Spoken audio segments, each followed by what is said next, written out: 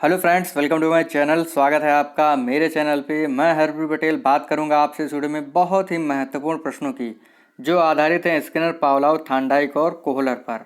30 प्रश्न होंगे इस वीडियो में और आपको पता ही है हम लोग 1000 MCQs की सीरीज चला रहे हैं। तो आपने अगर पिछले वीडियो नहीं देखे हैं तो ज़रूर देखिएगा, डिस्क्रिप्शन में आपको प्लेलिस्ट का लिंक मिल जाएगा। और चैनल पर अगर आप पहली बार आए हैं तो चैनल सब्सक्राइब कर लीजिएगा, बेल आइकन दबा दीजिएगा जिससे कि आपको नई वीडियोस की नोटिफिकेशन समय से मिलती रहे।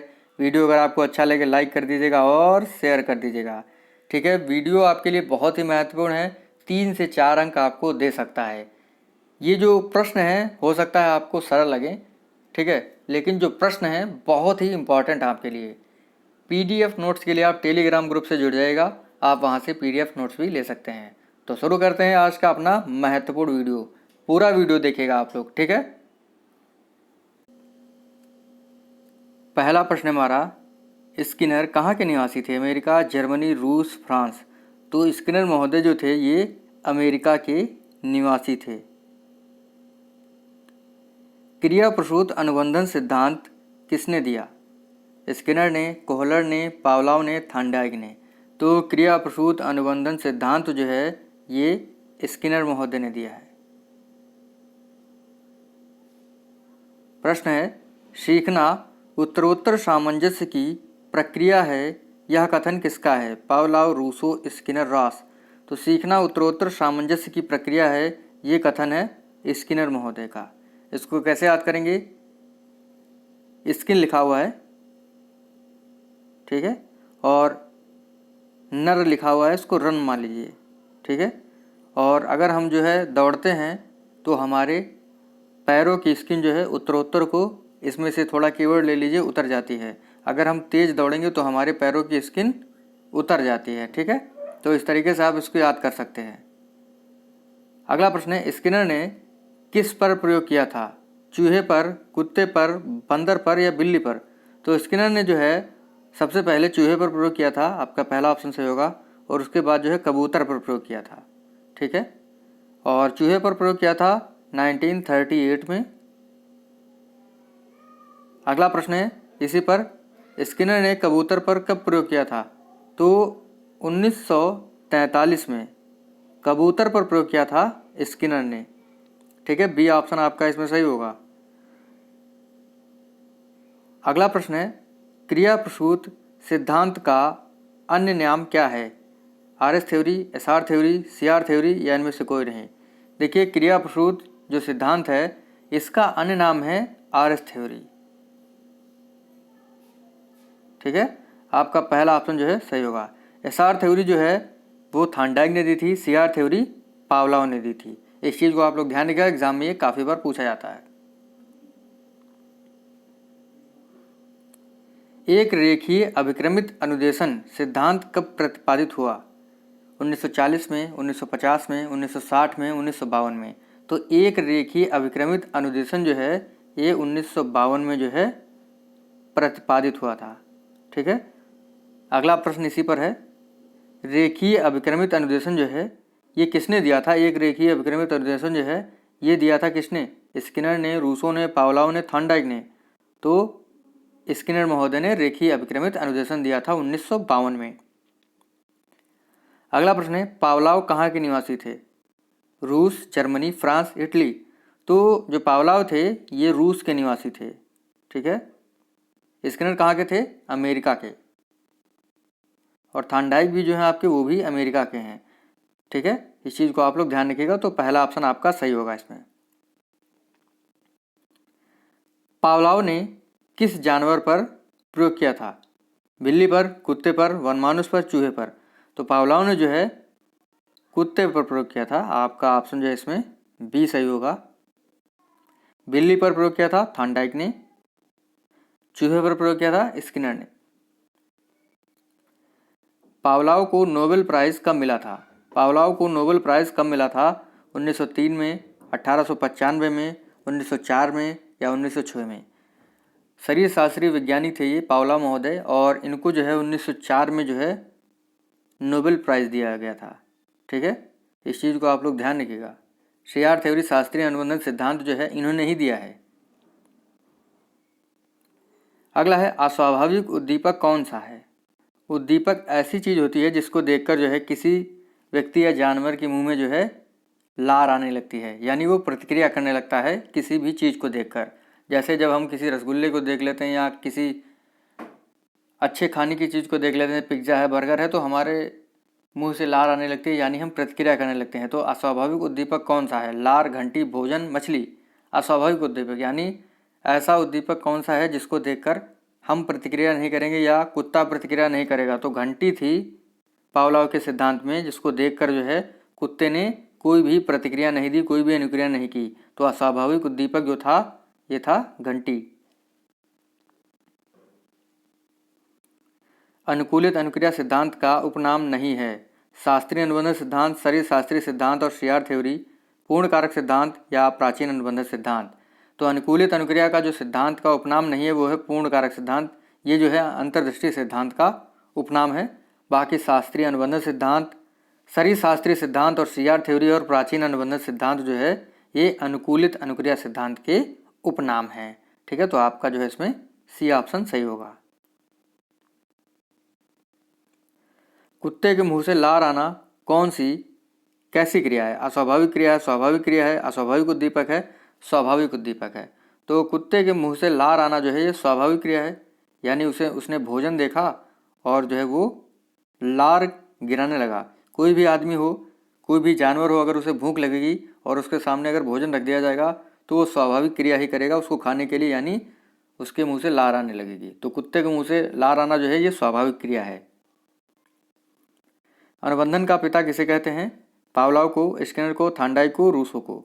तो अनुबंधन का पिता जो है ये पावलोव को ही कहा जाता है। ठीक है, पहला ऑप्शन आपका सही होगा, क्योंकि जो है इन्होंने घंटी यानी अस्वाभाविक उद्दीपक और भोजन स्वाभाविक उद्दीपक के बीच में जो है अनुबंध बना दिया, इसीलिए जो है इन्हें अनुबंधन का पिता कहा जाता है। सूझ या अंतर्दृष्टि के प्रवर्तक कौन है। Thorndike, Skinner, Rousseau, Pavlov. देखिए सूझ के सिद्धांत के प्रवर्तक जो हैं इसमें से आपका कोई भी ऑप्शन नहीं सही है, वर्दीमर होंगे। ठीक है, वर्दीमर जो है सूझ के सिद्धांत के प्रवर्तक माने जाते हैं और उन्होंने 1911 में जो है ये सिद्धांत क्या किया था, प्रतिपादित किया था। 1916 में जो है कोहलर जो है इस सिद्धांत से जुड़ते हैं और वनमानुष को लाते हैं और उस पर प्रयोग करते हैं। ठीक है, इस चीज़ को आप लोग ध्यान रखिएगा। थ्योरी ऑफ गेस्टाल्ट पुस्तक किसकी है। थांडाइक की, वर्दीमर की, कोफा की, स्किनर की। तो गेस्टाल्ट ऑफ थ्योरी जो है ये पुस्तक जो है कोफा महोदय की है। 1920 में जो है इन्होंने ये पुस्तक लिखी और उसमें अंतर्दृष्टि के सिद्धांत को प्रकाशित किया, जिससे कि अंतर्दृष्टि सिद्धांत को प्रसिद्धि मिलती है। ठीक है, इस चीज़ को ध्यान रखिएगा। अंतर्दृष्टि सिद्धांत में कोहलर ने किस जानवर पर प्रयोग किया था। कुत्ते पर, बिल्ली पर, कबूतर पर, वनमानुष पर। तो कोहलर जो थे ये वनमानुष को लाए थे और उसी पर जो है 1916 में प्रयोग किया गया था। तो इसका ऑप्शन आपका है डी। कोहलर कहाँ के निवासी थे। रूस, फ्रांस, जर्मनी, लंदन। तो कोहलर महोदय जो थे ये जर्मनी के निवासी थे। स्किनर, थॉर्नडाइक कहाँ के थे, अमेरिका के। पावलोव कहाँ के थे, रूस के। कोहलर कहाँ के थे, जर्मनी के। गेस्टाल्ट शब्द किस भाषा का है। लैटिन का, जर्मनी का, यूनानी का या इनमें से कोई नहीं। तो गेस्टाल्ट जो शब्द है ये जर्मनी भाषा का है। गेस्टाल्ट का अर्थ होता है संपूर्ण यानी पूर्ण। वनमानुष का क्या नाम था, यानी जो कोहलर वनमानुष लाए थे उसका क्या नाम था। राजा, छबीला, सुल्तान, बीटा। तो वनमानुष जो था उसका नाम था सुल्तान। देखिए जो जानवर हैं वैज्ञानिकों ने उन पर प्रयोग किया है, तो उसको कैसे याद कर सकते हैं कि थांडाइक की जो बिल्ली थी वो स्किनर के चूहे पर कूदी, जिससे जो है थांडाइक की बिल्ली स्किनर के चूहे पर कूदी, जिससे कोहलर का वनमानुष और पावलोव का कुत्ता भाग गया। ठीक है, इस तरीके से आप जो है याद कर सकते हैं।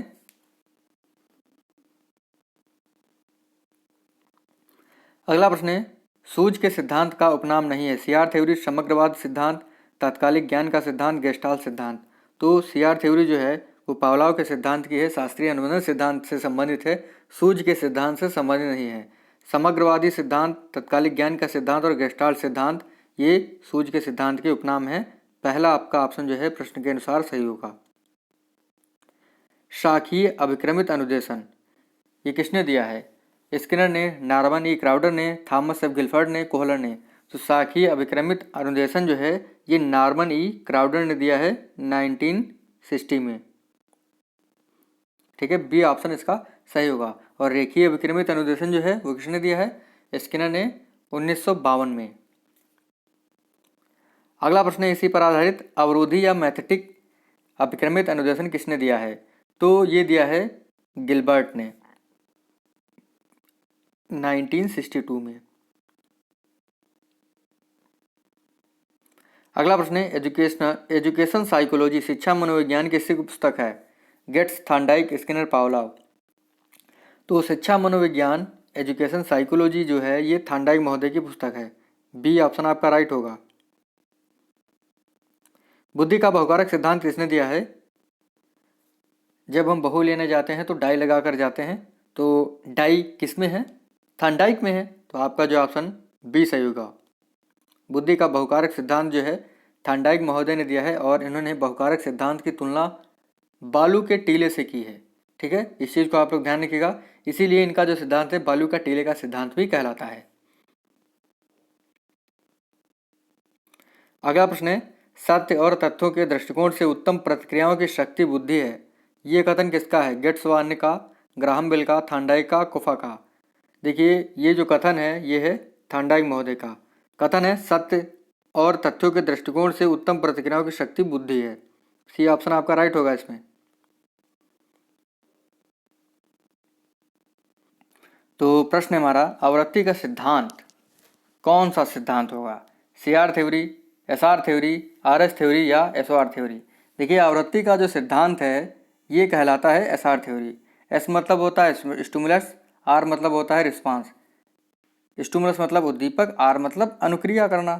तो आवृत्ति का सिद्धांत जो है SR थ्योरी कहलाती है। CR थ्योरी पावलोव की है, SR थ्योरी थॉर्नडाइक की है, RS थ्योरी स्किनर की है। ठीक है, इस चीज़ को आप लोग ध्यान रखिएगा, एग्जाम में काफ़ी बार पूछा जाता है। देखिए ये ऐसे प्रश्न हैं जो देखने में तो बड़े आसान होते हैं, आप सोचते होंगे कि इन प्रश्नों को हम कर लेंगे, लेकिन जब एग्ज़ाम में आता है तो आप इन प्रश्नों को नहीं कर पाते हैं। क्यों? क्योंकि आपने जो है रिवीजन नहीं किया होता है।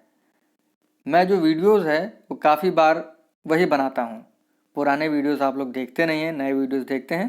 तो मैं सोचता हूँ क्यों ना आपका अच्छे से रिवीजन होते रहे, तभी मैं जो है पुराने टॉपिक्स पर वीडियो बनाता रहता हूँ, जिससे जो है आपका रिवीजन अच्छे से होता रहे और आप एग्ज़ाम में अच्छा करके आएँ।